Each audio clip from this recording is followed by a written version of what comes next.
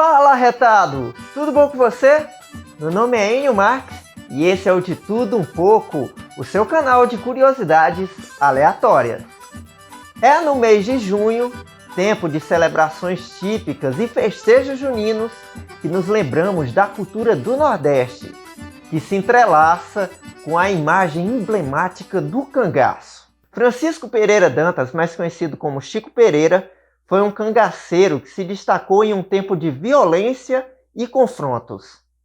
Neste vídeo, vamos contar a história desse personagem singular que se diferenciou dos demais bandoleiros e deixou a sua marca na memória do sertão paraibano.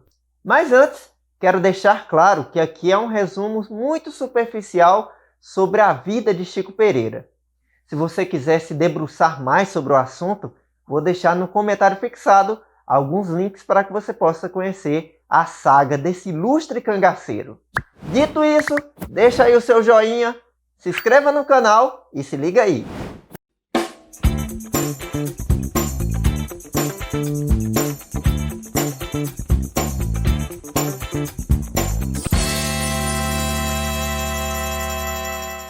Estamos na década de 1920.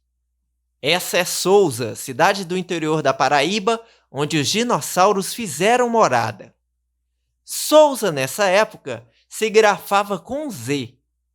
Sousa era uma cidade marcada pela intensa disputa política durante a República Velha.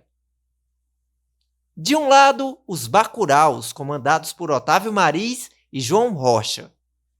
Do outro, os Urucubacas, que tinham como aliados o coronel João Pereira da cidade de Nazarezinho, que naquela época se escrevia Nazareth, exatamente como a banda que canta esse clássico.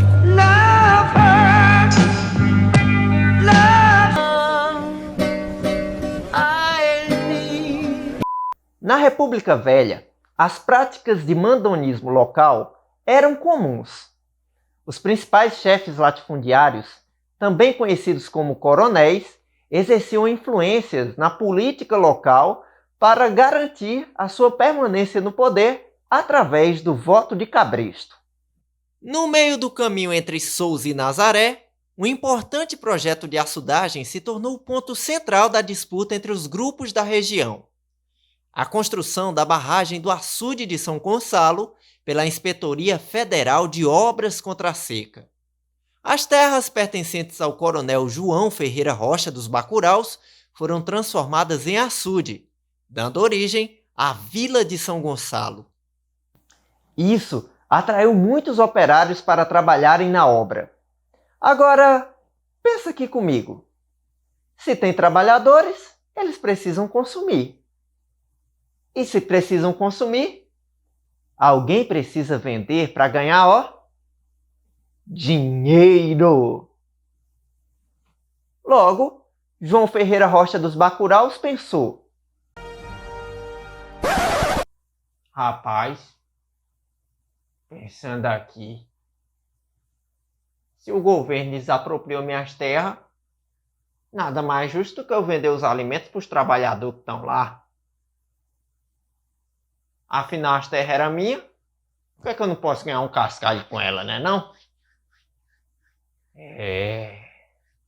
Com a construção da barragem, uma disputa acirrada pela influência política e econômica se estabeleceu na recém-criada Vila de São Gonçalo. Ei, que tal eu vender meus alimentos por aqui? Ah, que boa ideia! E se eu começasse a vender também? E que tal se você não vender? E se eu vendesse? João Ferreira Rocha e João Pereira da Silva, patriarca da família de Nazaré, estabeleceram seus barracões, iniciando uma luta pelo controle da região. A rivalidade entre as famílias Pereira e Rocha culminou com um trágico acontecimento. Em 11 de setembro de 1922, 4 homens armados entraram no armazém de João Pereira da Silva em Nazaré e o deixaram gravemente ferido. Apenas um dos agressores, Zé Dias, escapou de lá. Gravemente ferido, o coronel João Pereira foi levado para a fazenda Jacu de sua propriedade. Em seu leito de morte, ele implorou para o seu primogênito Chico Pereira que não se vingasse.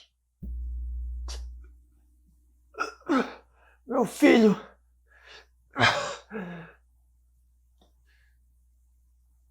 eu te peço por tudo que é mais sagrado. Não se vingue. Entregue meu assassino à justiça. Mas lembre-se bem de uma coisa. A vingança nunca é plena. Mata a alma e a envenena. Entendeu? E morreu. Com a promessa feita ao seu pai, Chico Pereira espera pela ação da polícia. Porém, tudo indicava que Zé Dias era política e policialmente protegido, já que ele era visto livre como um pássaro em feiras e festas da localidade. Foi então que Chico Pereira resolveu conversar com o delegado, para ver se ele tomava as devidas providências. Então, seu delegado, por que não prende o homem? Né? Sabe como é, né?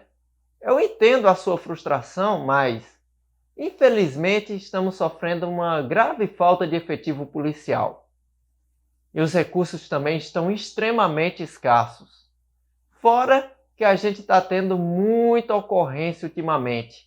A gente não está dando conta de tanto trabalho. Mas me contaram que ele passa todo dia aqui em frente.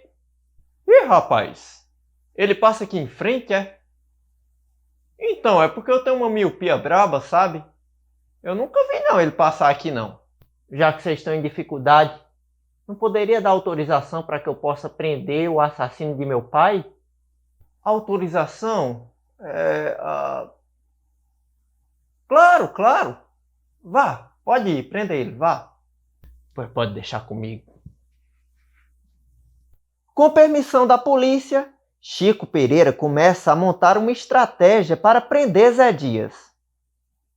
Algum tempo se passa e Chico finalmente consegue cumprir o desejo do seu pai. Ele entrega Zé Dias às autoridades. Chico Pereira atrás, Zé Dias na frente e o revólver no meio. Mas qual não foi a sua decepção ao perceber que dias depois Zé Dias estava livre, solto e desimpedido?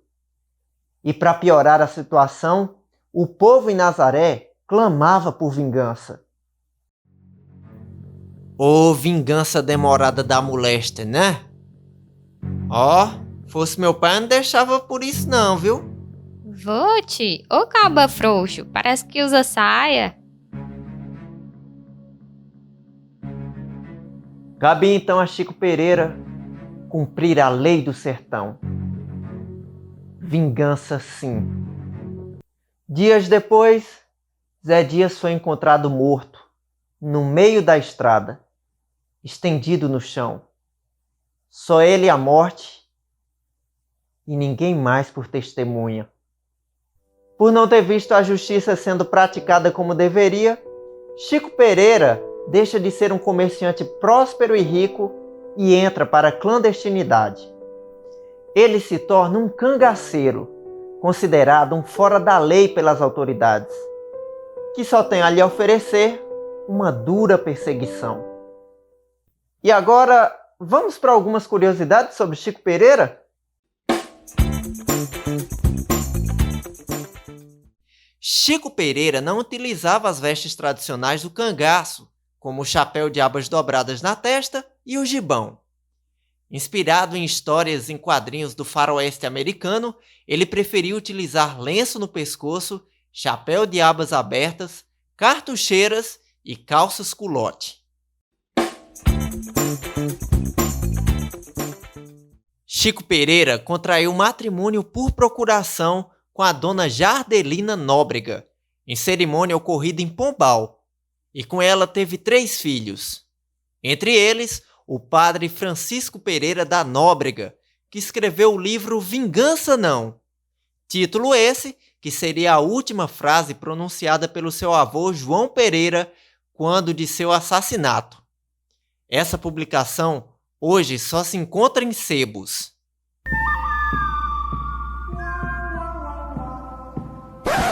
Desde o assassinato de Zé Dias, Chico Pereira não teria um dia de sossego. Em um dia de feira em Sousa, um agregado de sua família levou uma surra de chicote.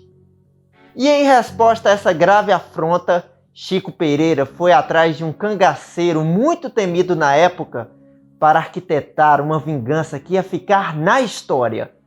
Mas isso eu conto no próximo vídeo. Até a próxima e aloha!